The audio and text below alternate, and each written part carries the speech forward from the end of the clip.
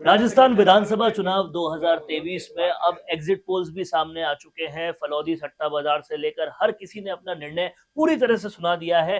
ज्यादातर लोगों का यही कहना है कि बीजेपी एज ले रही है। बीजेपी के लिए 125 सीटों तक की भविष्यवाणी कई लोगों ने की है। और ऐसे में आज मेरे साथ हैं डॉक्टर किरोड़ी लाल मीणा, जिनके लिए आज की डेट में अगर राजस्थान के लोकप्रिय नेताओं की बात की जाए तो फहरिस्त में सबसे ऊपर, सबसे अव्वल डॉक्टर किरोड़ी लाल मीणा आ रहे हैं। सर, मैं एक चीज की आपको जानकारी भी देना चाहता हूं कि डिजिटल प्लेटफॉर्म पर यह हाल है कि जब भी बात होती है मुख्यमंत्री की, लोगों का मानस है कि बाबा को ही आना चाहिए। ये लोगों का मानस है, क्योंकि जिस तरीके से पिछले 5 सालों में सड़कों से लेकर हर जगह पर आपने काम किया है, तो ये आम जनता का मानस है। आपका क्या सोचना है कि 5 साल में नहीं, मैं जब से बीजेपी में आया हूँ तब से 45 साल से मैं जन आंदोलन कर रहा हूँ। सबसे पहले सीमेंट फैक्ट्री का एक बड़ा आंदोलन जो 2 साल तक चला था। लेकिन मेरे संघ का संस्कार है कि समाज और राष्ट्र के हित में बात करनी। पद पाने के लिए हम नहीं दौड़ते हैं। जिस किसी भी स्थिति में है, उस स्थिति में समाज की सेवा करना, राष्ट्रभक्ति के भाव लोगों में पैदा करना और राष्ट्र को ताकतवर बनाना, उसमें हम लगे रहते हैं सतत। एग्जिट पोल से लेकर सारी भविष्यवाणियां तो आ गई, लेकिन बाबा क्या क्या कहना है, आपका क्या कहना है कि मेरा कितने? कहना यह है, मैं पूरे राजस्थान में करीबन बीजेपी के कार्यालय पर 62 जगहों पर प्रचार करने का मेरे को निर्देश हुआ था, जिसमें हाड़ौती भी थी, जिसमें ये जहाँ डोटासरा लड़ रहे थे वो जगह भी थी, और टीएसपी का एरिया, आदिवासी का एरिया भी था, मेवात भी थी।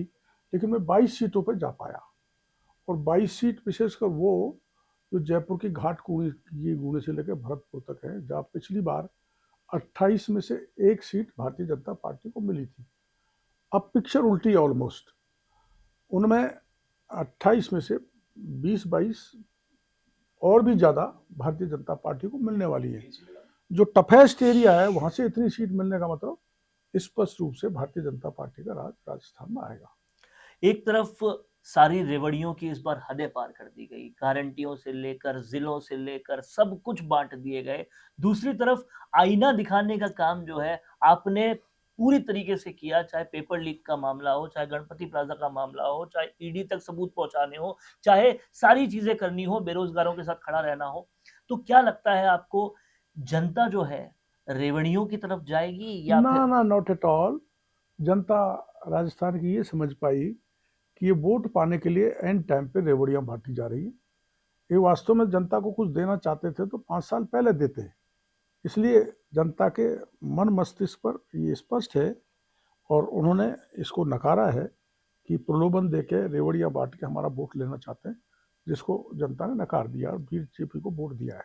5 साल जिस तरीके से आपने सरकार की नाक में नकेल कसी, कहीं ना कहीं आपकी सीट पर नकेल कसने के लिए भी उन्होंने सारी चीजें की। उन्होंने आपके निकटतम लोगों को लगाया आपके खिलाफ, उस पर पैसा भी बहुत खर्च किया, पैसा तो और भी सीटों पे बहाया। क्या उसका कुछ फर्क पड़ता नजर आया? मेरे वहाँ स्थिति ऐसी पैदा कर दी, दिल्ली के मीडिया तक की, हाँ, त्रिकोण ये संघर्ष है, जबकि ऐसी स्थिति है नहीं जिसको खड़ा किया गया। उसमें स्वाभाविक है, जब हमने उनको 5 साल तक टारगेट पे रखा तो उन्होंने भी चुनाव में हमको निशाने पे ले लिया, इनको जीतने नहीं देना। किंतु जो जिसको लड़ाया गया उसकी जमानत जब्त होगी, और मैं 30 से 40 हज़ार के बीच में जीत के आऊँगा भारतीय जनता पार्टी के टिकट पर। आप राज्यसभा सांसद हैं, आमतौर पे एक छवि रहती है कि राज्यसभा सांसद है तो एसी के रूम में बैठेंगे, इतने साल राजनीति कर ली, आराम करेंगे। लेकिन आपने सड़कें से लेकर हाईवे तक जाम किए। आपने जहां कोई छोटी से छोटी सूचना मिल गई, अगर कैबिनेट मंत्री की वजह से किसी ने सुसाइड भी किया, तो आप तुरंत उसके घर पे पहुंचे, आपने तुरंत सब कुछ किया। आपकी तबीयत भी खराब हुई, आप हॉस्पिटल भी गए।